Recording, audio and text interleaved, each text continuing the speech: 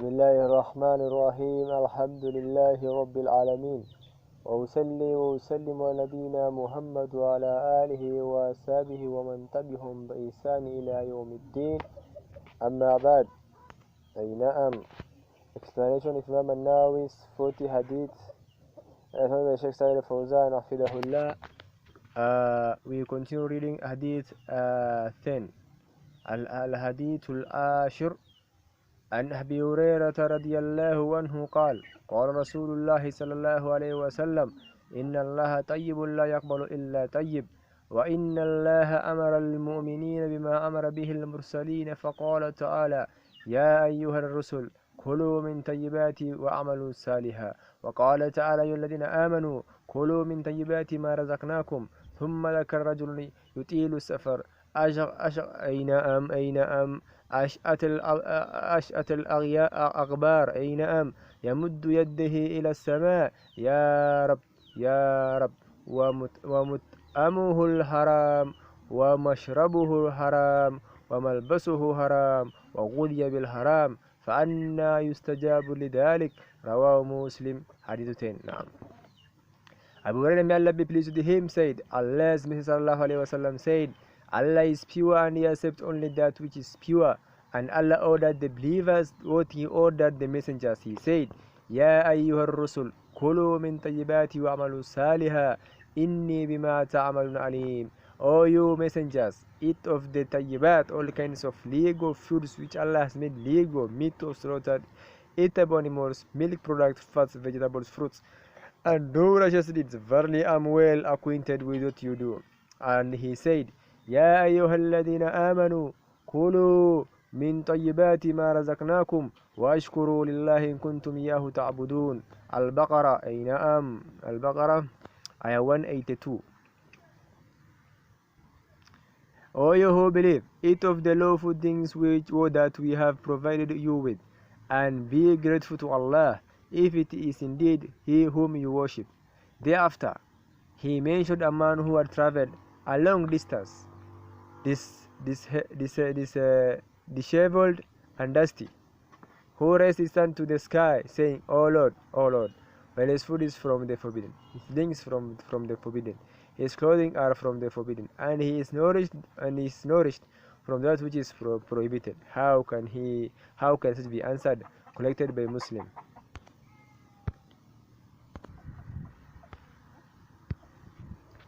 Aywa. Explanation by Sheikh Hadith By Fawzan Hafidahullah. He is saying Allah is pure and he has only that which is pure. In this hadith, he sallallahu alayhi wasallam described Allah the mighty and sublime as tayyib, pure. So he glorious is he and exalted is tayyib, meaning that is free from defect and imperfections. He is tayyib in his essence, and in his names and attributes, in his orders and prohibitions. Is free of blemish in all aspects. Glorious is he and exalted, no deficiency touches on him. Consequently, he will not accept these actions and intentions except that which is pure. So he will not accept foul speech, bad actions, and wrong intentions. He will not accept that which is pure, as he said, Ilayya yasdu kalimu tayyib, to him ascend all the goodly words. He only accepts good words and noble deeds. He will not accept giving charity except that from a pure earning. As for something impure, he will not accept it, where this uncleanness is due to its being bad, as he said, وَلَا تَيَمَّمُوا الْخَبِيثَ مِنْهُ تُنْفِقُونَ, and not aim at that which is bad to spend from it.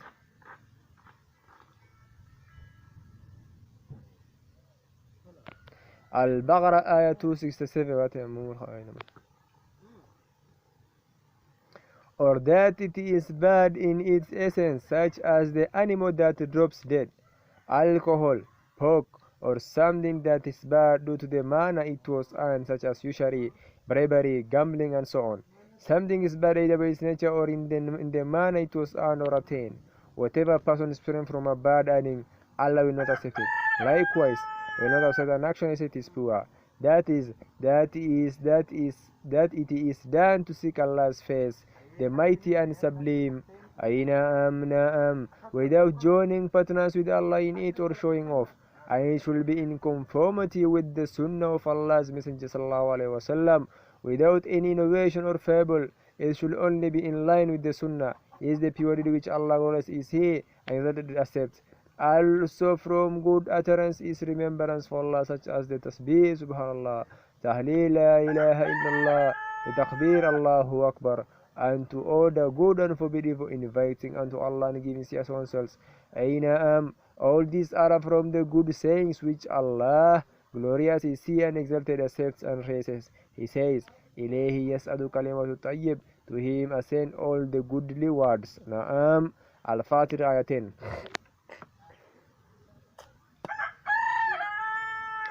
As for the bad utterances, Allah rejects it and dislikes it. Lies, backbiting, slandering, abuse, perjury, and all evil utterances, including statement of shirk and disbelief. They are all evil utterances. They will not be raised unto Allah, the mighty and sublime, and they will not be accepted. He is saying, He accepts only that which is pure, that which is pure of everything that excludes what is dirty. Allah, the mighty and sublime, rejects it and will not accept it. Then He sallallahu alaihi wasallam said, and Allah ordered the believers what He ordered the messengers. Aina This points to the fact that the messengers and believers are given commands and prohibitions. It is not that they act or say something from themselves or what they consider good in their own intellect. They only act upon what they are ordered and refrain from what they are prohibited. Allah says, وَمَا أَتَاكُمْ رَسُولَ فَأَخُذُوهَ مَا نَهَاكُمْ عَنْهُ فَانْتَهُوا وَاتَّقُوا اللَّهَ. And whoever the messenger Muhammad sallallahu alaihi wasallam gives you, take it, and whatever He forbids you, abstain from it, and fear Allah. Al-Hashr 7. They are given orders and prohibitions by Allah, the mighty and sublime, because they are all His servants. Naam.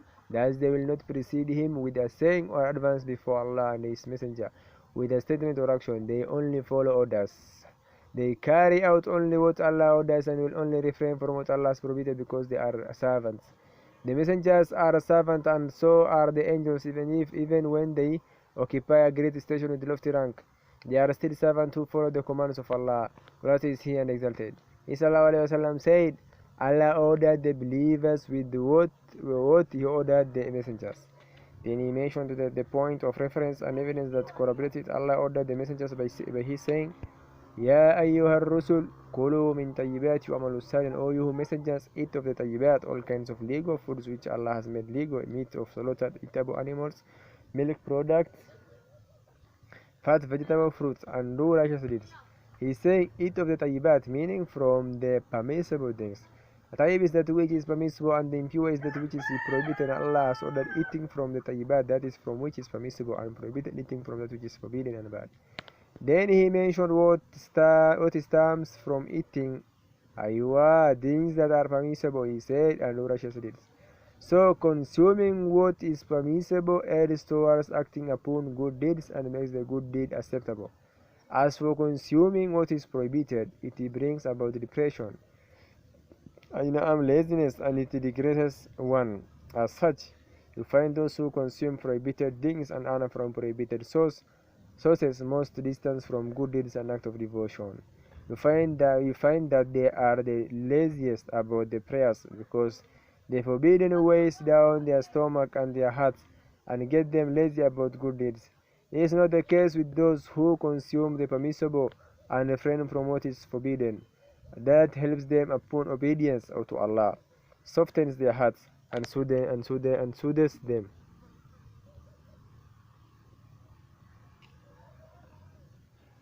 He is saying the exalted, I'm well acquainted with what you do.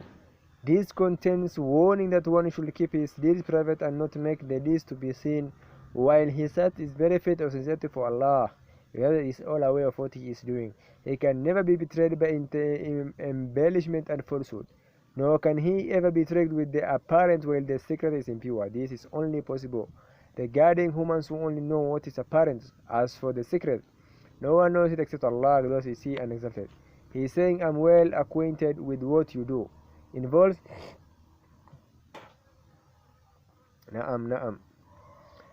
two things. The first, man should not be scared of missing any deed, and neither will Allah ever forget it or abandon it. So all good and evil deeds are known to Allah, the Most High. He takes account of them, records them for the doer, whether it is a good or bad deed. The second, that Allah the Mighty and Sublime is never deceived by the apparent falsity and decoration. He, glorious is He, certainly knows the reality of things. He said with regard to the believers, He, the glory, said, يا أيها الذين آمنوا كلوا من طيبات ما رزقناكم. Or you believe, eat of the lawful things that we have provided you with. This is an order from Allah the Mighty and Sublime, to eat from the pure things, that is, the permissible things, pure in its essence and pure regarding how it was acquired and means. So he is saying it is an order from Allah the Mighty and Sublime, showing the permissibility of the pure things for us. He exactly said, وَيُهِلُّ لَهُمْ طَيِّبَاتٍ وَيُحَرِّمُ عَلَيْكُمُ الْخَبَائِثِ. He allows them as lawful good deeds and prohibits them as unlawful, of all evil things. Al-Araf 157.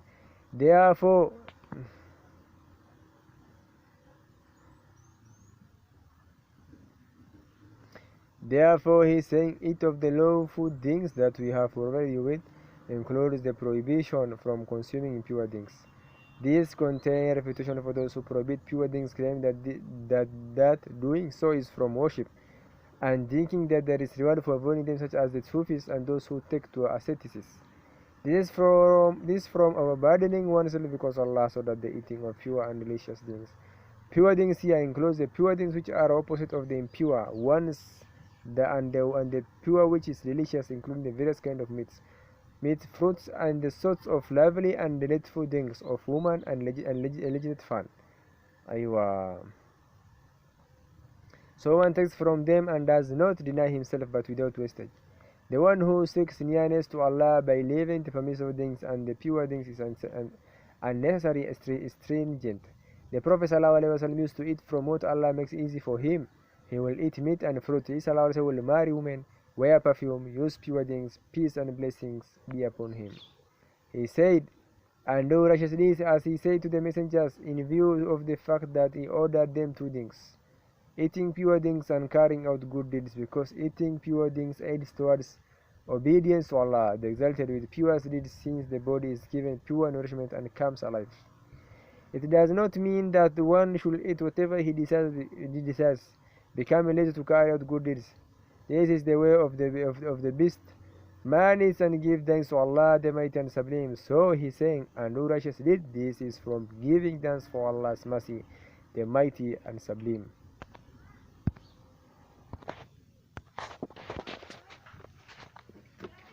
Thereafter,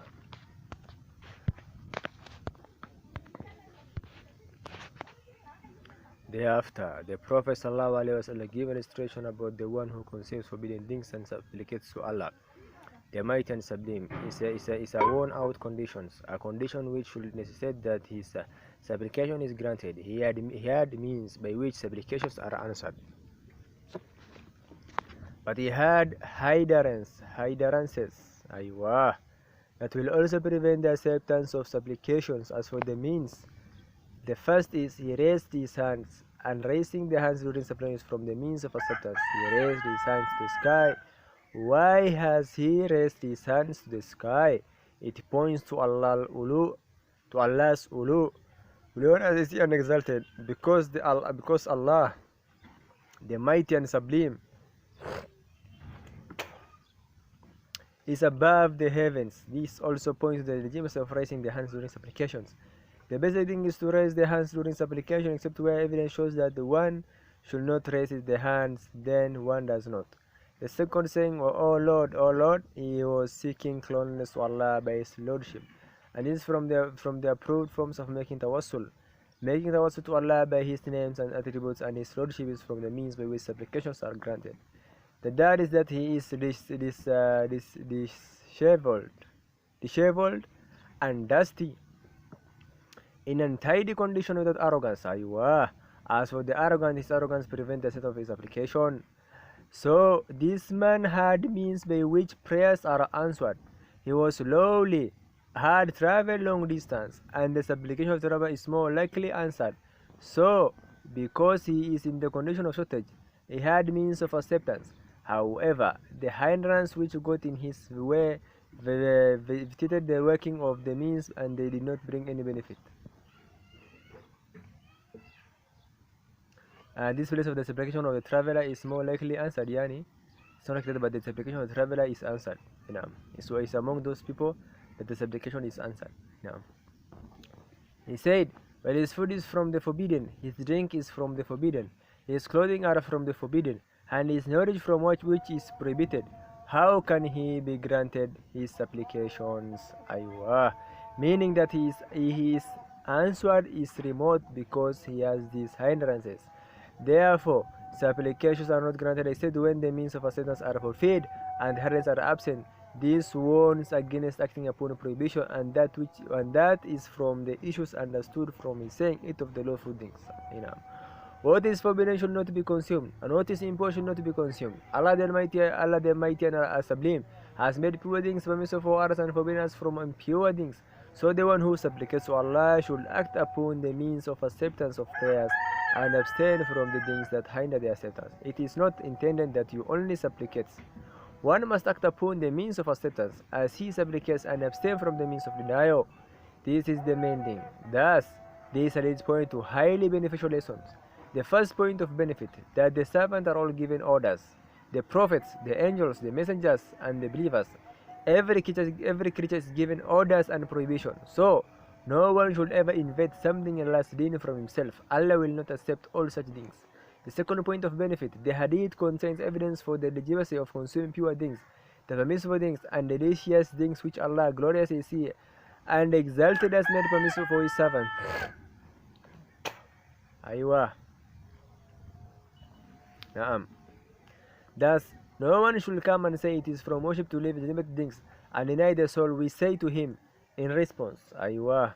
This is not devotion to Allah the Mighty and Sublime, because the Messenger of Allah Sallallahu Alaihi Wasallam used to to eat pure and delicious things, fruits and meat of different kinds. He used to marry women, he used to sleep, and he will take what Allah has made legal for him and what he prohibits him, and he is the model. May Allah's peace and blessings be upon him. So it contains refutation for whoever claims that zuhud means living poor things. Zuhud rather means abstaining from the forbidden and living the excess things that the individual is no need of.